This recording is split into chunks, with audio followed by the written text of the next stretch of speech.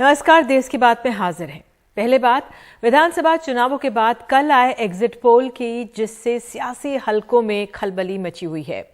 5 में से 4 राज्यों में बीजेपी को बढ़त और पंजाब में आम आदमी पार्टी को बढ़त से सियासी मुलाकातें तेज हो गई हैं। कल ही शाम खबर आई, तस्वीरें आई कि किस तरह से पंजाब के मुख्यमंत्री चन्नी गृह मंत्री अमित शाह से मिलने पहुंचे। और उसके बाद आज सुबह की बात करें तो गोवा के मुख्यमंत्री प्रमोद सावंत प्रधानमंत्री से मिलने पहुंचे। एग्जिट पोल में कहीं बीजेपी की सरकार दोबारा बनती दिख रही है तो कहीं कांग्रेस की। दोनों के बीच टक्कर जोरदार बताई जा रही है, तो माना जा रहा है कि इसी सिलसिले में प्रधानमंत्री से विचार विमर्श हुआ। बहरहाल गोवा के संदर्भ में सियासी हलकों में हाथ बढ़ाया जा रहा है। कांग्रेस की तरफ से कहा जा रहा है कि आम आदमी पार्टी और तृणमूल के साथ गठबंधन कर सरकार बना सकते हैं। तो आम आदमी पार्टी की तरफ से भी कांग्रेस के प्रस्ताव पर कहा एक तरह से गया है कि सभी रास्ते खुले हुए हैं। तो गोवा पर थोड़ा गौर कर लेते हैं। घेरेबंदी में किस तरह से जुटी है कांग्रेस, किस तरह से प्रयास करी। 2017 का आपको याद होगा किस तरह से हाथ से सरकार निकल गई थी। तो कर्नाटक के नेता शिव कुमार को गोवा का जिम्मा सौंपा गया है। एक बार फिर से वो सक्रिय हो गए हैं। गोवा के सभी कांग्रेसी और सहयोगी विधायक मुंबई भेजे जा सकते हैं।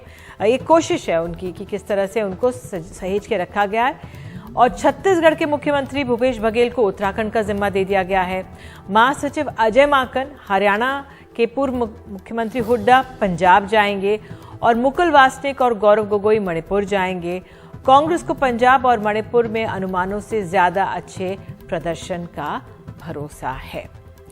तो इसी सिलसिले में बात करने के लिए हमारे साथ खास मेहमान हैं। राघव चड्ढा हमारे साथ हैं, आम आदमी पार्टी के नेता हैं जिन्होंने पंजाब में एक बहुत सक्रिय भूमिका निभाई है, प्रभारी रहे हैं। तो सबसे पहले राघव, मेरा सवाल आपसे यही है कि पहले तो एग्जिट पोल पर आप लोग बहुत खुश होंगे, लेकिन असली बधाई 10 तारीख को आपको मिलेगी पंजाब के सिलसिले में।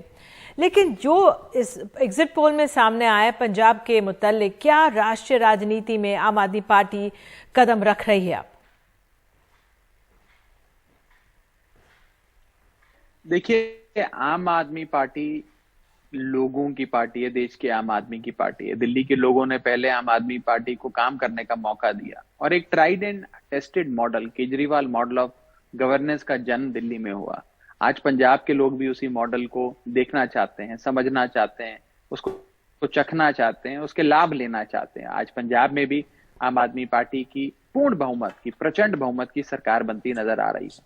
और कहीं ना कहीं ये नतीजे पंजाब और दिल्ली के बाहर आम आदमी पार्टी की जो एक नेशनल फुटप्रिंट है उसके लिए बहुत महत्वपूर्ण है। और ये दिखाता है कि आज आम आदमी पार्टी आजाद भारत के इतिहास की सबसे तेज रफ्तार पे बढ़ने वाली पॉलिटिकल पार्टी, राजनीतिक दल के तौर पे साबित हुई है। आपको याद होगा कि जब भारतीय जनता पार्टी का जन्म हुआ था तो भाजपा जनसंघ से निकली थी। जनसंघ का एक अपना इतिहास था, अपनी एक पूरी मशीनरी थी।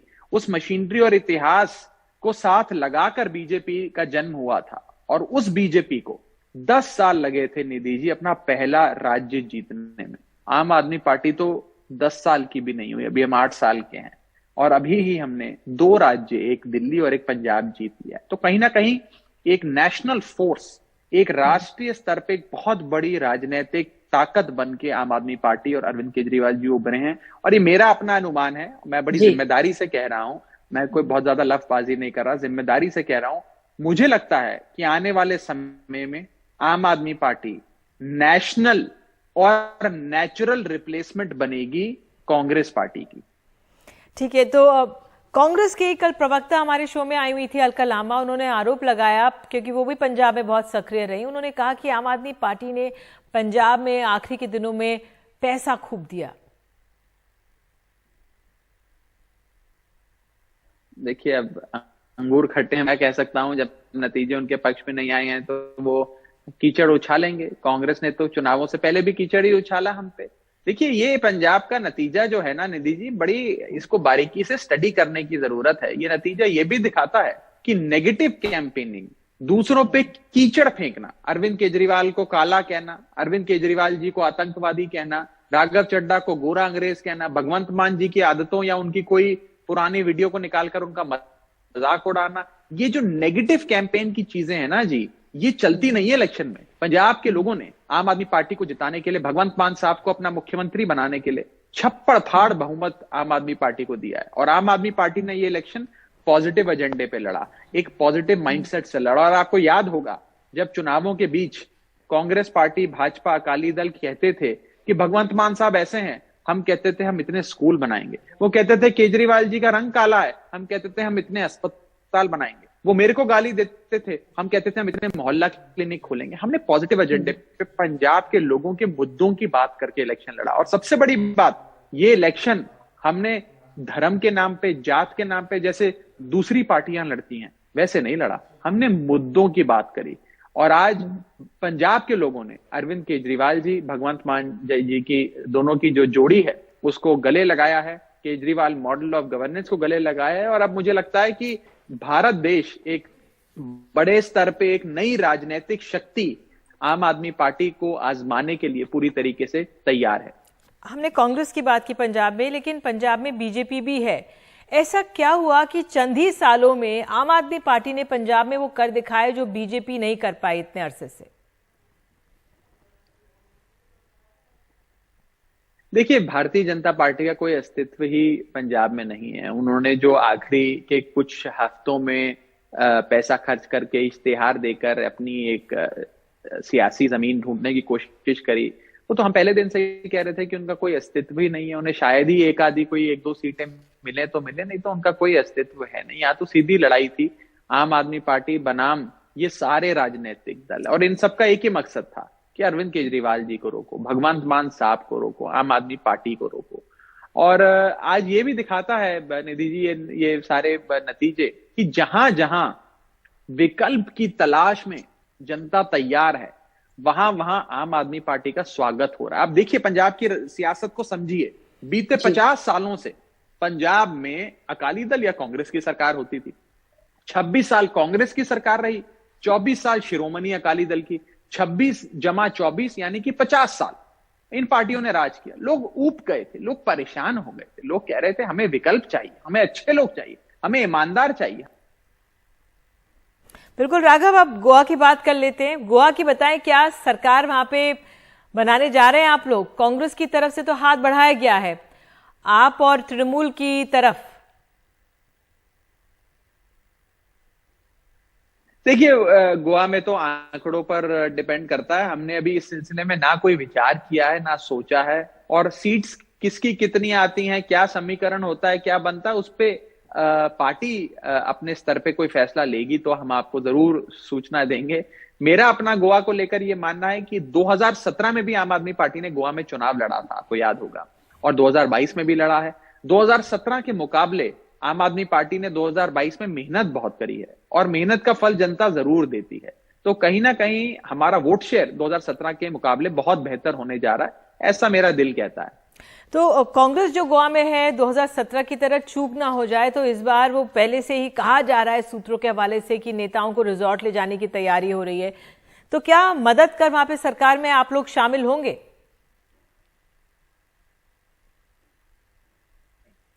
नहीं, हम किसी का हाथ पकड़ने के लिए कोई खास हमें दिलचस्पी नहीं है। हम अपना ही हाथ पकड़ते हैं, देश के आम आदमी, आम औरत का हाथ पकड़ते हैं। हम आम आदमी की पार्टी हैं।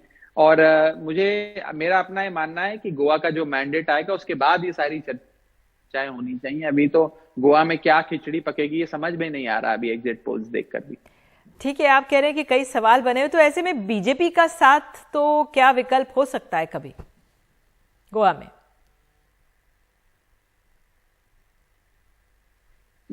बीजेपी के तो हम पूरी तरीके से खिलाफत करते हैं, हमारी विचारधारा ही मेल नहीं खाती है, तो ऐसे तो कोई सवाल ही नहीं खड़ा होता। लेकिन ये अभी सारी चीजें हाइपोथेटिकल सवाल हैं कि आप कांग्रेस से हाथ मिला रहे हैं, कि तृणमूल कांग्रेस को ऑफर आ गया। मुझे लगता है एक बार नतीजे आएंगे, क्या आंकड़े आते हैं, गोवा की जनता जरूर कोई स्पष्ट जनादेश देगी, ऐसा भी हो सकता है। आने वाले समय में बात करेंगे गोवा पे। बिल्कुल, बहुत बहुत धन्यवाद जुड़ने के लिए राघव चड्ढा। और वाकई में आम आदमी पार्टी उभरती हुई पार्टी है राष्ट्रीय संदर्भ की राजनीति में। तो देश की बात में आगे बढ़ते हैं और आपको बता दें, कू ऐप के जरिए तमाम नेतागण अपनी राय सामने रखते हैं। तो डॉक्टर धर्म सिंह सैनी ने जो आज कू में ट्वीट किया वो आप बता दें आपको। उन्होंने कू किया है, जब तक ईवीएम खुल नहीं जाती है किसी को भी नतीजे पता नहीं चल सकते। एग्जिट पोल की एक प्रक्रिया होती है। पोलिंग बूथ पर किसी एग्जिट पोल के व्यक्ति को नहीं देखा गया, पता नहीं उनको डेटा कहाँ से मिला है। ये एक नजरिया है और मैं इससे सहमत नहीं हूँ। ये मानसिक दबाव बनाने का तरीका है। और एक और नेता है संजय सिंह जो आम आदमी पार्टी के हैं। उन्होंने ट्वीट किया कि फिलिस्तीन में भारत के राजदूत मुकुल आर्या जी की बेहद संदिग्ध हालत में मौत हो गई है। विदेश मंत्रालय मौत के कारणों पर खामोश है।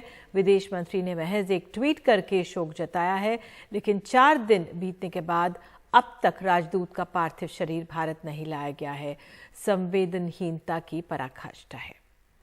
तो बहरहाल देश की बात में हम एक छोटे से ब्रेक का, और ब्रेक के बाद हम आपको उत्तर प्रदेश ले जाएंगे। आज महिला दिवस के मौके पर कांग्रेस ने अपने अभियान लड़की हूं लड़ सकती है के तहत महिला मार्च निकाला है, दिखाएंगे।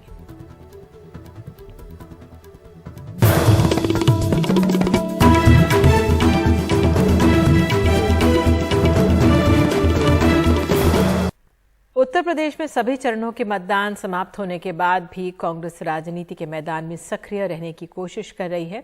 आज महिला दिवस के मौके पर कांग्रेस ने अपने अभियान लड़की हूं लड़ सकती हैं के तहत ही महिला मार्च निकाला। इसके लिए कांग्रेस महासचिव प्रियंका गांधी भी लखनऊ पहुंची और मार्च में शामिल हुई।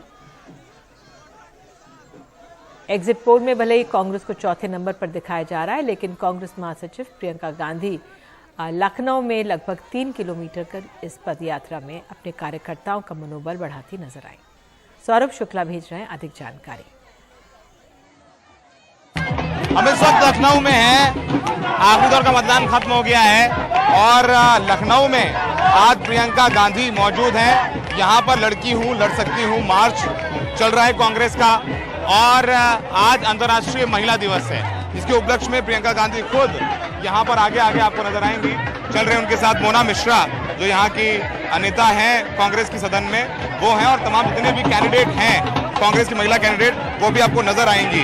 अभी जो एग्जिट पोल हैं उसमें कांग्रेस की सीटें बहुत ज्यादा दिखाई नहीं जा रही हैं, लेकिन कांग्रेस को उम्मीदें बरकरार हैं। 40% सीटें कांग्रेस ने महिलाओं को दी हैं और यही वजह है कांग्रेस को लगता है कि लड़की हूं लड़ सकती हूं का जो नारा है वो उनके लिए काम करेगा। तो फिलहाल आप देखेंगे प्रियंका गांधी यहाँ खुद जो है मार्च में नजर आ रही हैं। उनके साथ सुप्रिया सुनेज जो स्पोक्स पर्सन है प्रियंका कांग्रेस की वो हैं, और तमाम जो महिला उम्मीदवार हैं वो भी आपको नजर आएंगी यहाँ पर।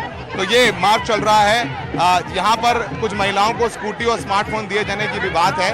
तो फिलहाल आप देखिए यहाँ पर काफी महिलाएं हैं, जो सारे कैंडिडेट महिला कैंडिडेट हैं कांग्रेस की, उनको यहाँ बुलाया गया है। लड़की हूँ लड़ सकती हूँ की तख्तियां यहाँ चल रही हैं और एग्जिट पोल में कांग्रेस को बहुत ज्यादा सीटें नहीं दिखाई जा रही हैं, लेकिन कांग्रेस को लगता है कि लड़की हूँ लड़ सकती हूँ कैंपेन ने महिलाओं के अंदर जरूर एक ऊर्जा पैदा की है। लल्लू जी क्या चल रहा है? लड़की हूँ लड़ सकती हूँ नारे को चरितार्थ कर रही आदरणीय प्रियंका गांधी जी। जिस तरह एक नारा आपने सुना होगा, नारी के सहयोग बिना हर बदलाव अधूरा है, ये सामाजिक क्रांति है। लड़कियों को अपने पैरों पर खड़ा होना, लड़ने के लिए आगे लाना, उनको सशक्त करना, उनके लिए जमीन तैयार करना। प्रदेश अध्यक्ष कांग्रेस के एग्जिट पोल के नतीजों में कांग्रेस की स्थिति कुछ अच्छी नहीं दिखाई जा रही है। देखिए, हम तो मुद्दों के आधार पर चुनाव लड़े हैं, जनता के बीच में रहे, संघर्ष किए, लाठी खाए, जेल गए। बाकी जनता का जो जनादेश होगा उसे स्वीकार। कितना इत्तेफाक रखते हैं एग्जिट पोल से आप? एग्जिट पोल से इत्तेफाक नहीं रखते। आपको लग रहा है एग्जिट पोल के जो नतीजे हैं गलत हैं? वो नतीजे गड़बड़ होंगे और निश्चित तौर से बदलाव होगा और उत्तर प्रदेश में एक नई सरकार में। कितनी बार जेल गए आप? गिने? 168 बार जेल जाने का सौभाग्य प्राप्त हुआ। 168 बार जेल गए हैं, तो इसका फायदा मिलेगा? है कि गरीबों के लिए गया, मजदूरों के लिए गया, किसानों के लिए गया, आम आदमी के लिए गया। हजारों बार जेल जाना पड़े ना, अजय लल्लू का कदम पीछे नहीं। कांग्रेस का जो माहौल आपने बनाया उसका फायदा मिलेगा? बनाएंगे। अभी तो वक्त से किसकी रिश्तेदारी है, आज तेरी है तो कल मेरी बारी है। ये अजय लल्लू जी ने अपने अंदाज में खत्म किया कि वक्त से किसी की रिश्तेदारी नहीं है, लेकिन फिलहाल जो वक्त का रिश्ता है वो कांग्रेस से कितना कमजोर है, कितना मजबूत है, ये 10 तारीख को पता चलेगा। लेकिन कांग्रेस का ये लड़की हूँ लड़ सकती हूँ मार्च लखनऊ में चल रहा है, जहां पर हजारों की संख्या में महिलाएं नजर आ रही हैं और ये मार्च प्रियंका गांधी कांग्रेस की महासचिव लीड कर रही हैं। सहयोगी राजेश गुप्ता के साथ लखनऊ से सौरभ शुक्ला, एनडीटीवी इंडिया।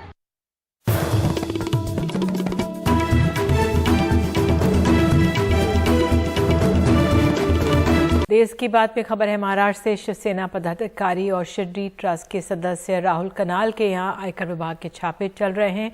राहुल कनाल आदित्य ठाकरे के करीबी माने जाते हैं और आज शाम संजय राउत ने प्रेस कॉन्फ्रेंस भी की है। आइए सीधे चलते अपने सहयोगी सोहित मिश्रा के पास, जो इस मामले पर जानकारी दे रहे हैं। क्या कारण इसके पीछे बताया जा रहा है, सोहित बताइए। जी देखिए, कहीं ना कहीं अगर पिछले 2-3 हफ्तों से आप देखें तो पहले तो संजय राउत ने पहली एक प्रेस कॉन्फ्रेंस किया था, जिसमें उन्होंने कहा था कि किस तरह से केंद्र सरकार की ओर से दबाव बनाने की कोशिश इन केंद्रीय जांच एजेंसियों की ओर से की जा रही है। उसके बाद अगर आप देखेंगे तो नवाब मलिक के घर पर ईडी के अधिकारी पहुंचते हैं, वो गिरफ्तार हो जाते हैं। उसके बाद बीएमसी में जो स्टैंडिंग कमेटी के अध्यक्ष हैं यशवंत यादव, उनके घर पर आयकर विभाग के अधिकारी पहुंचते हैं। 4 दिनों तक रेड चलती है और आज के दिन राहुल कनाल, जो खुद बीएमसी में भी हैं, शिरडी ट्रस्ट में भी हैं और शिवसेना के नेता हैं, उनके घर पर भी आयकर विभाग के अधिकारी पहुंचे हैं। जिसके बाद जो मेरे पीछे ये शिवसेना भवन मौजूद है, वहां पर संजय राउत ने प्रेस कॉन्फ्रेंस किया, कुछ दस्तावेज दिए, जिसमें उन्होंने बताया कि किस तरह से जो केंद्रीय जांच एजेंसीज हैं उनकी ओर से वसूली की जा रही है। उन्होंने ईडी का नाम लिया और साथ ही साथ इस पत्र में जो उन्होंने प्रधानमंत्री नरेंद्र मोदी को भी लिखा है, उसमें जितेंद्र नवलानी का नाम लिखा हुआ है। उनका कहना है कि जितेंद्र नवलानी ईडी की ओर से एक्सटॉर्शन करते हैं। ईडी के अधिकारी कई कंपनीज में जाते हैं, वहां पर जांच करते हैं, कार्रवाई करते हैं और फिर वो जो कंपनीज हैं वो जितेंद्र नवलानी के कंपनी, जो 7 कंपनीज हैं फर्जी, उसमें वो पैसे डिपॉजिट करते हैं और अब तक 70 कंपनीज ने 58 करोड़ से ज़्यादा रुपए इन कंपनीज में डिपॉजिट किए हुए हैं। तो कहीं ना कहीं ईडी के ही अधिकारियों पर वसूली करने का आरोप संजय राउत ने लगाया। ये भी उन्होंने कहा कि मुंबई पुलिस की ओर से इसकी जांच शुरू की गई है और आने वाले दिनों में ईडी के अधिकारी गिरफ्तार भी हो सकते हैं। तो कहीं ना कहीं संजय राउत ने यह जरूर कहा कि अगर आप अपनी एजेंसीज का इस्तेमाल करेंगे तो हम भी हमारी एजेंसीज का इस्तेमाल करेंगे। जो केंद्र बनाम राज्य का मुद्दा है वो खत्म होता हुआ नजर नहीं आ रहा है। संजय राउत का कहना है कि महाराष्ट्र हो या पश्चिम बंगाल हो, वहीं पर कार्रवाई क्यों की जाती है। तो कहीं ना कहीं केंद्रीय जांच एजेंसियों की ओर से जो कार्रवाई की जा रही है उस पर भी उन्होंने सवाल उठाए हैं। बहुत बहुत धन्यवाद आपका सोहित इस तमाम जानकारी के लिए। तो फिलहाल ये महाराष्ट्र में हमने आपको बताया किस तरह से रेड्स भी चल रही हैं, सियासत भी हो रही है। एक छोटा सा ब्रेक ले रहे हैं। पहरे में परीक्षा, मध्य प्रदेश से खबर दिखाएंगे।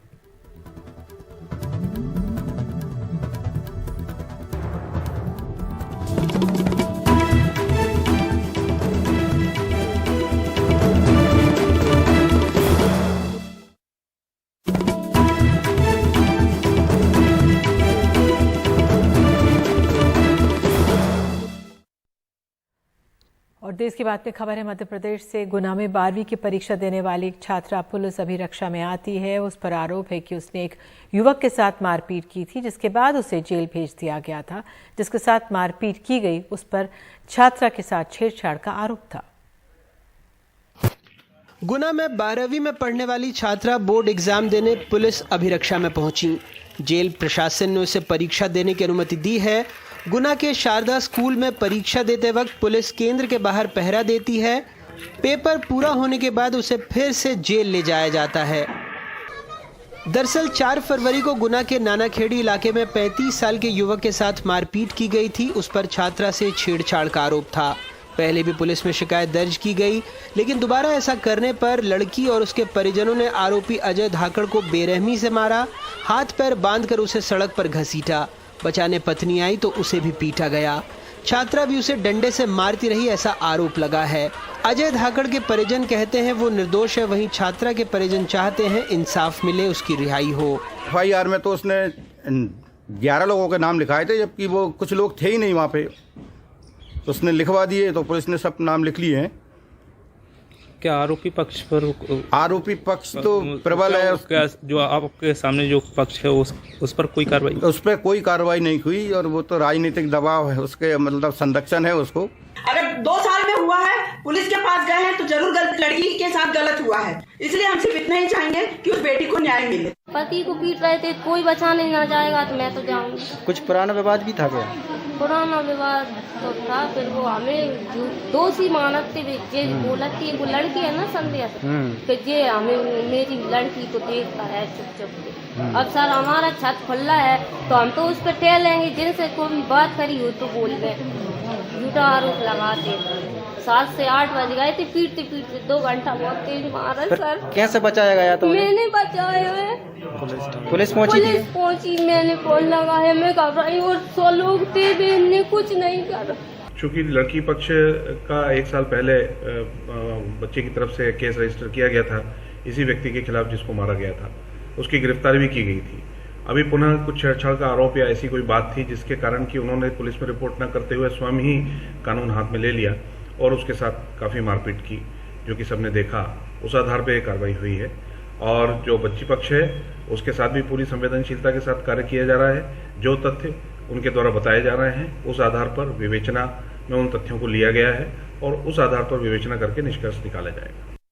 मामला जातिगत भी हो चुका है, जहां साहू समाज के लोगों ने दोषियों पर कार्रवाई और छात्रा की रिहाई के लिए राष्ट्रपति के नाम स्थानीय प्रशासन को ज्ञापन भी सौंपा है। किसकी खता है, किसको सजा मिलेगी, ये तो खैर अदालत को तय करना है। लेकिन ये विडंबना ही है कि जिस प्रदेश के मुखिया छात्र छात्राओं को भांजे भांजी कहकर संबोधित करते हों, उस प्रदेश में महिला दिवस के दिन एक छात्रा जो खुद छेड़छाड़ की पीड़ित भी है, उसे पुलिस के साथ जेल से अपनी बोर्ड परीक्षा देने आना पड़े। गुना से नीरज और भोपाल से कैमरा पर्सन रिजवान खान के साथ अनुराग द्वारी, NDTV इंडिया। देश की बात में आखिर में पंजाब से खबर।